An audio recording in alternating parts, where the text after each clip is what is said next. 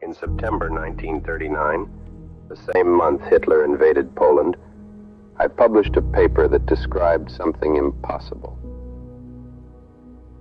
A star that collapses forever. Matter compressed to infinite density. A region of space from which nothing, not light, not information, not anything, can escape. Today you call these objects black holes. In 1939, we had no name for them. Most physicists refused to believe they could exist. The paper was titled, "On Continued Gravitational Contraction." My co-author was Hartland Snyder, a graduate student. We used Einstein's general theory of relativity to calculate what happens when a massive star exhausts its nuclear fuel. The answer was disturbing. The star does not stop collapsing. It falls through its own gravitational radius and continues falling forever. The endpoint is a singularity, a point of infinite density where the known laws of physics break down. I published this result and then abandoned the subject entirely. Within 2 years, I was directing Los Alamos. Black holes, as they would eventually be called, disappeared from physics for nearly 3 decades. Why? The answer involves physics, history, and the peculiar way scientific ideas can be ignored when they challenge fundamental assumptions. The problem of stellar death. Stars exist in a state of balance. Gravity pulls matter inward. Nuclear fusion in the core generates energy that pushes outward. For billions of years, these forces remain in equilibrium. But nuclear fuel is finite. When a star exhausts its hydrogen, it begins fusing heavier elements. Helium into carbon, carbon into oxygen, eventually iron. Iron fusion consumes energy rather than releasing it. The nuclear fire dies. Now gravity has no opposition. What happens next? For small stars like the Sun, the answer was known by the 1920s. After fusion ends, gravity compresses the core into a white dwarf, an object about the size of Earth, but with the mass of the Sun. The density is extraordinary. A cubic centimeter weighs approximately 1 ton. White dwarfs are stable because of electron degeneracy pressure. This is a quantum mechanical effect. Electrons resist being squeezed into the same quantum state. The Pauli exclusion principle creates an outward pressure that halts gravitational collapse. White dwarfs were well understood.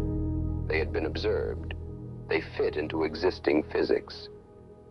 The trouble began when Subramanian Chandrasekhar asked a simple question.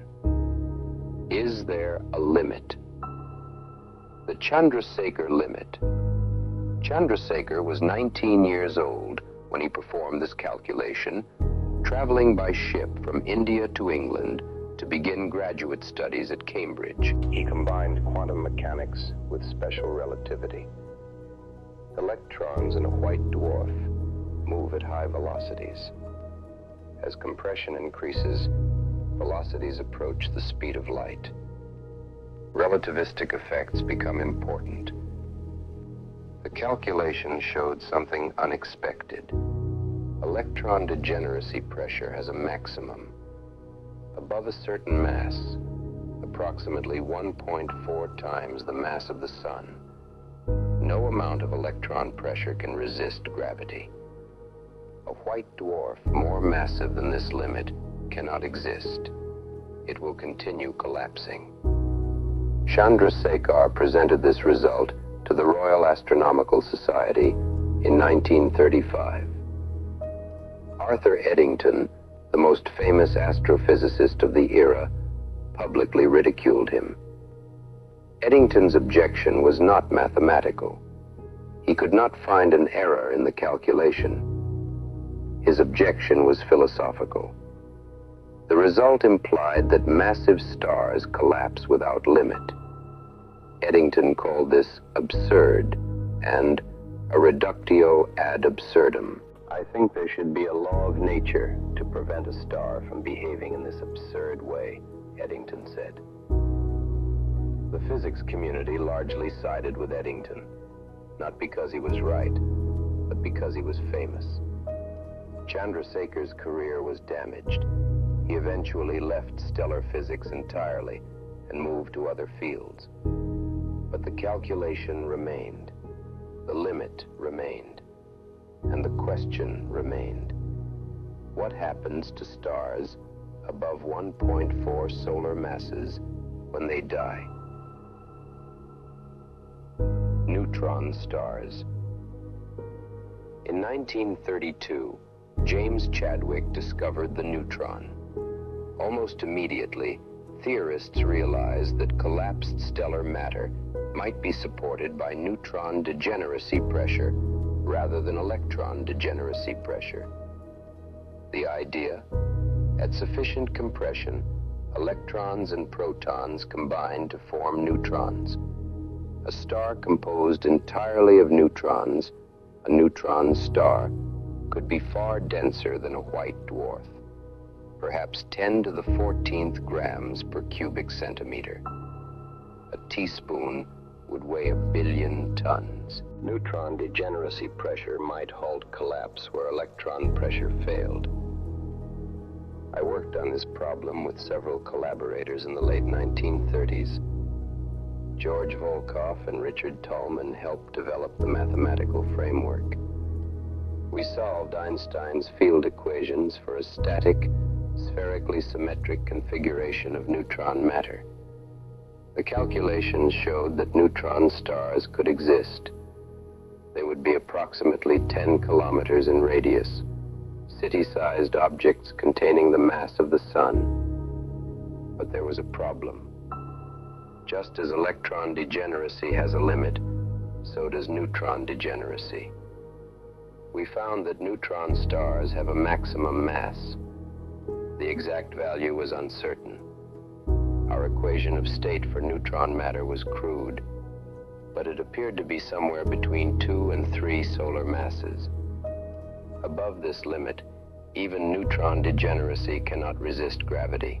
The question returned, more pressing than before. What happens to stars more massive than the neutron star limit? The Oppenheimer Snyder calculation. In 1939, Hartland Snyder and I addressed this question directly. We considered a spherical cloud of dust, matter with no pressure, collapsing under its own gravity. This is an idealization, but it captures the essential physics. General relativity provides the equations. The Schwarzschild solution describes the space-time geometry around a spherical mass.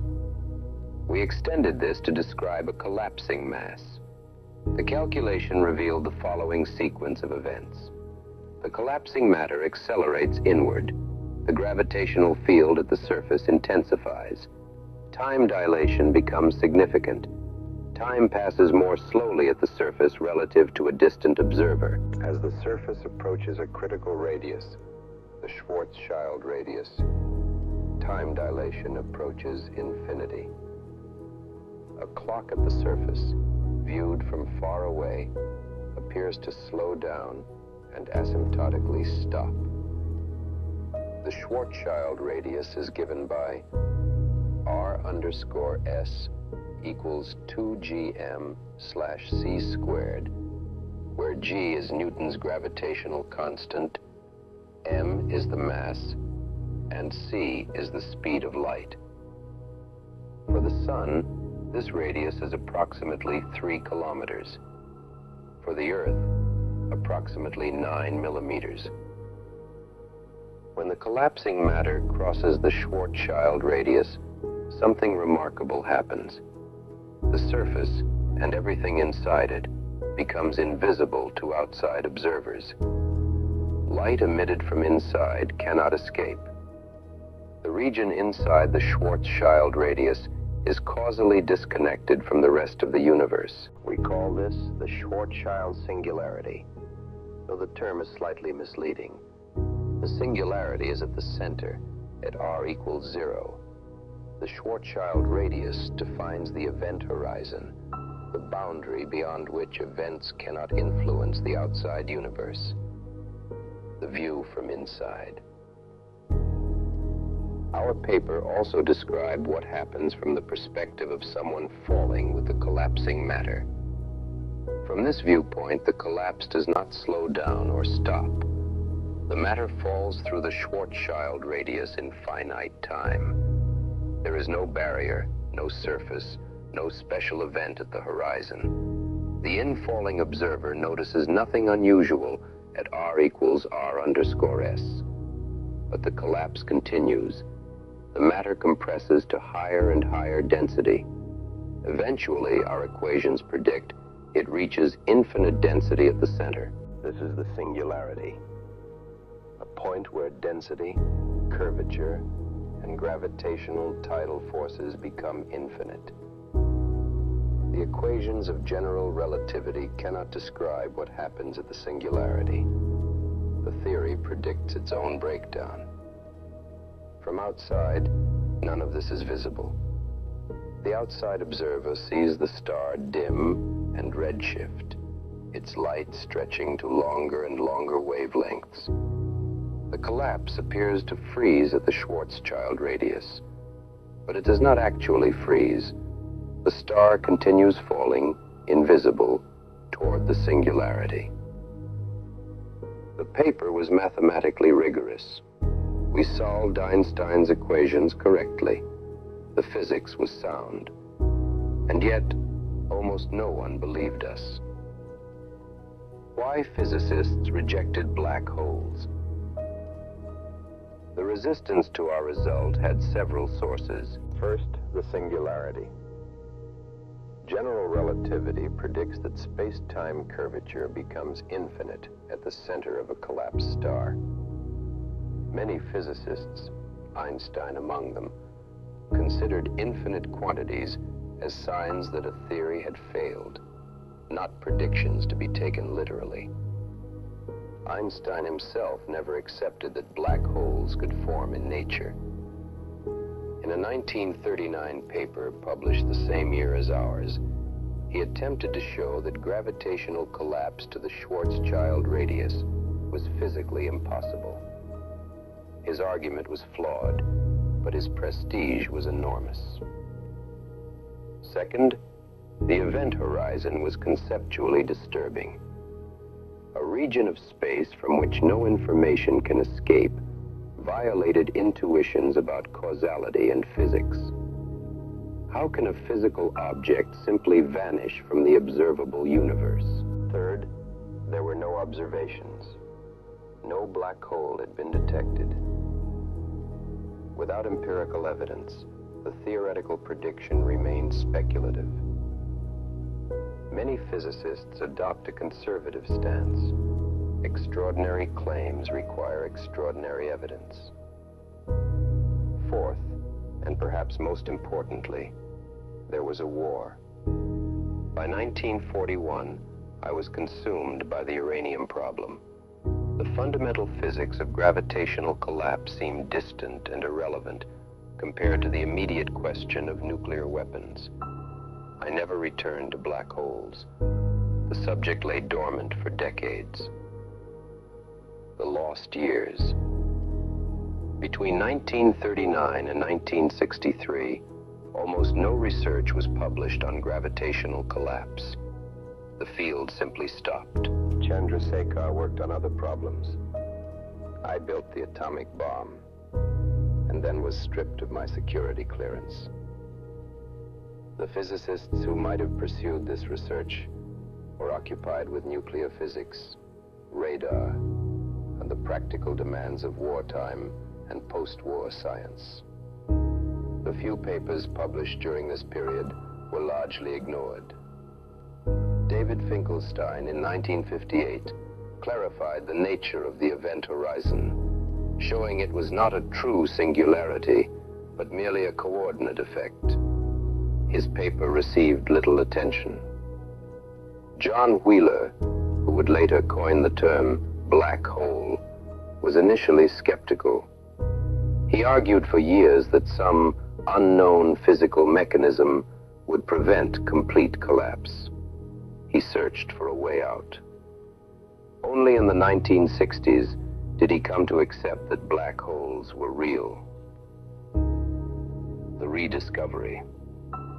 The revival began in 1963 when Roy Kerr discovered the solution to Einstein's equations for a rotating black hole. Real stars rotate. The Schwarzschild solution assumes perfect spherical symmetry, which requires zero rotation. Kerr's solution was far more physically realistic. Kerr black holes have remarkable properties. The singularity is a ring, not a point. There are two event horizons instead of one. A region called the ergosphere exists, where space-time itself is dragged around the rotating black hole. Kerr's solution demonstrated that black holes could form from realistic stellar collapse. The objections based on perfect symmetry fell away. The discovery of quasars provided observational motivation. These extraordinarily luminous objects at cosmological distances seem to require enormous energy sources. Gravitational energy released by matter falling into a supermassive black hole offered a natural explanation. Pulsars, discovered in 1967, confirmed the existence of neutron stars. If neutron stars existed, then the question of what happens above the neutron star mass limit became urgent. By 1970, black holes were mainstream physics. The theoretical framework Snyder and I had established in 1939 was finally accepted. What we got right. Our 1939 paper made several predictions that have been confirmed. First, gravitational collapse to a black hole is the inevitable fate of sufficiently massive stars. Stars above approximately 3 solar masses, after exhausting nuclear fuel, collapse to black holes. This is observed. We detect black holes in X-ray binary systems, in gravitational wave events, and in the cores of galaxies. Second, the event horizon is a real boundary. Anything crossing it is lost to the outside universe. This has been confirmed indirectly by observations of matter spiraling into black hole candidates, and directly by the Event Horizon Telescope images of M87 and Sagittarius A star. Third, the Schwarzschild radius correctly describes the size of the event horizon. For a solar mass black hole, it is approximately 3 kilometers. For the supermassive black hole at the center of our galaxy, approximately 12 million kilometers. Fourth, time dilation near the event horizon is extreme. Gravitational redshift from matter approaching black holes is observed and matches relativistic predictions. What we did not know. Our 1939 calculation assumed spherical symmetry and pressureless matter. Real stellar collapse is messier. We did not account for rotation. Kerr's solution, discovered 24 years later, showed that rotating black holes have qualitatively different structure. We did not address the singularity problem. General relativity predicts infinite density at the center, but infinite quantities suggest the theory is incomplete. A quantum theory of gravity might resolve the singularity. We do not yet have such a theory. We did not anticipate Hawking radiation. In 1974, Stephen Hawking showed that black holes emit thermal radiation due to quantum effects near the horizon. Black holes slowly evaporate. A solar mass black hole would take 10 to the 67 years to evaporate, vastly longer than the age of the universe. But the process is real. We did not predict gravitational waves. Einstein's general relativity predicts them, but we did not consider merging black holes. The first direct detection of gravitational waves in 2015 came from two black holes merging. Why I abandoned the subject.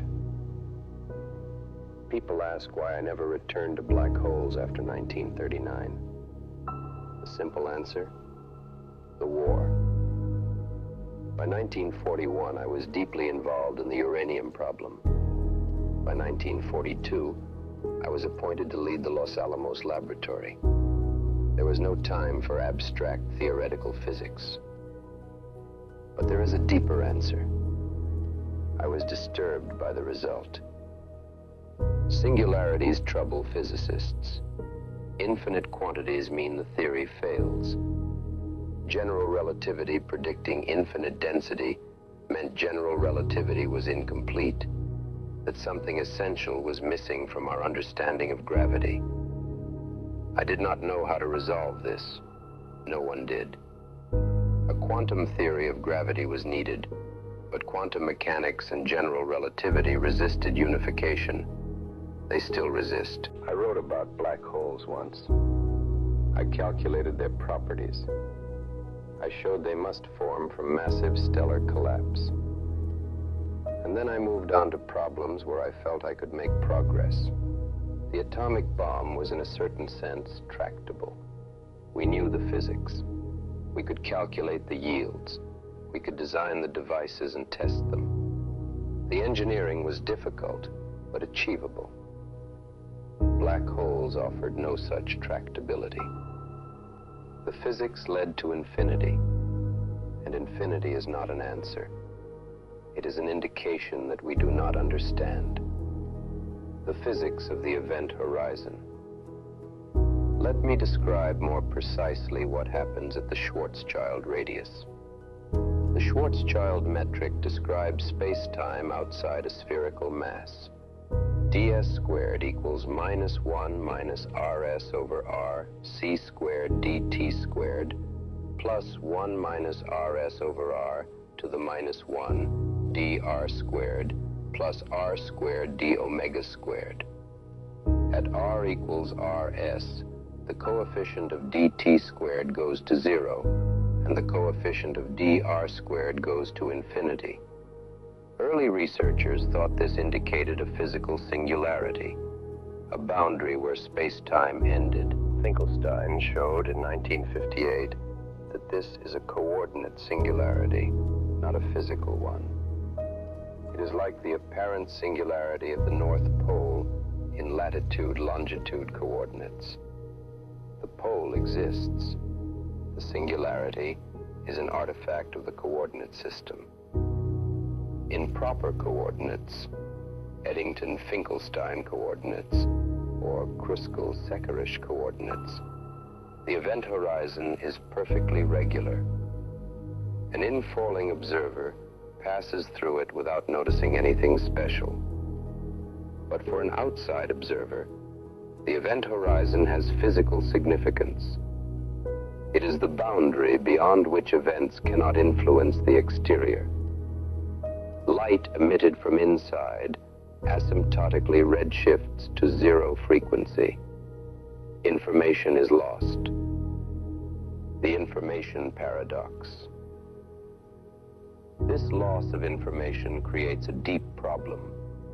Quantum mechanics is unitary. Information is conserved. The evolution of a quantum system is reversible in principle. If you know the final state, you can calculate the initial state. Black holes appear to violate this. Matter falls in, carrying information. The black hole eventually evaporates through Hawking radiation. But Hawking's calculation showed the radiation is thermal, random, carrying no information about what fell in. Where does the information go? This is the black hole information paradox. It has occupied theoretical physicists for 50 years. Proposed solutions involve subtle correlations in the Hawking radiation, modifications to the event horizon, or new physics at the Planck scale. No consensus has been reached. The paradox remains. I did not anticipate this problem in 1939. Hawking radiation was 35 years in the future. But the paradox originates in the basic structure of black holes, the same structure Snyder and I described, what black holes taught us. Gravitational collapse to black holes demonstrated that general relativity makes extreme predictions that cannot be dismissed on philosophical grounds. Eddington was wrong. There is no law of nature preventing stars from collapsing. The physics permits it. Nature does it. The universe is not obligated to be comfortable for human intuition. Infinite densities, event horizons, singularities, these trouble us. But they appear in the mathematics, and they appear to be realized in nature. Black holes also taught us that quantum mechanics and general relativity must eventually be unified. The singularity at the center of a black hole is where both theories fail. Understanding what happens there requires a quantum theory of gravity. We still do not have that theory. String theory, loop quantum gravity, and other approaches offer candidates. None is complete. None is experimentally confirmed. The problem I encountered in 1939, equations that lead to infinity, remains unsolved. Conclusion. In 1939, I helped prove that black holes must exist. The calculation was straightforward. General relativity plus the physics of stellar collapse equals gravitational singularities hidden behind event horizons. The physics community rejected this for decades.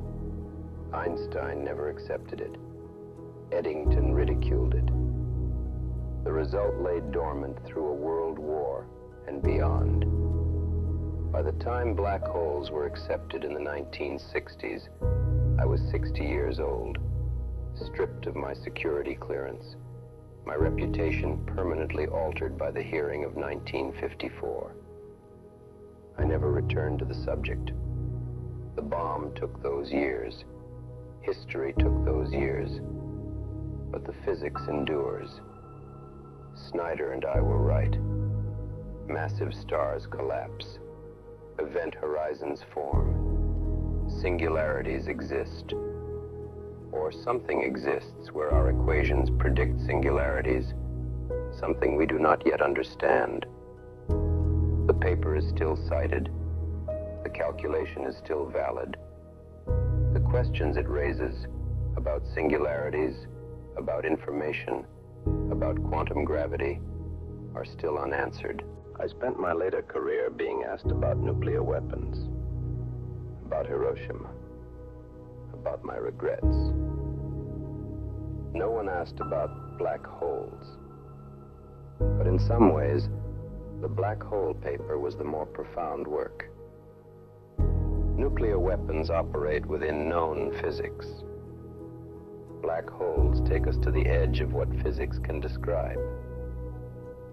I stood at both edges, the edge of destruction and the edge of knowledge. One made me famous. The other was forgotten for 30 years. Physics does not care about fame. The equations are true regardless of who believes them. Gravitational collapse happens. Black holes form. The universe contains objects so dense that light cannot escape them. I helped prove this. And then the world moved on, and I moved with it.